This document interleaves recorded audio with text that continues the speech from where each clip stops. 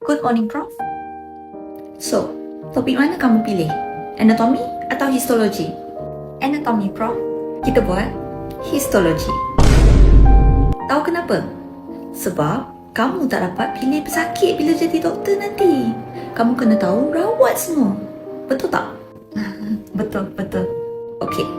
Cuba tengok mikroskop dan beritahu saya apa yang kamu nampak. Okay. Binatang apa ni? Aku tak tahulah. Saya nak ke bazar. Nak kirim apa-apa. Tunggu kamu jawab. Takut terlepas waktu berbuka nanti. Oh, sorry, Prof. Kalau tak tahu, pergi ke slide seterusnya. Okey, Prof. Syibal, tak boleh mencarut bulan puasa ni.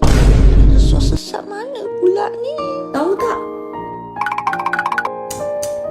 Kamu macam tak tahu apa-apa je kan? Apa yang kamu tahu? Makan, tidur. It's okay. Not everyone pay attention in medical school. Tahu tak apa? Kamu ada join orientasi tahun ni? Ada. Kenapa, Prof? Kenal-kenal lah dengan junior. Sebab kamu akan join diorang. Also, you might be able to witness World Cup at least 3 more times in medical school.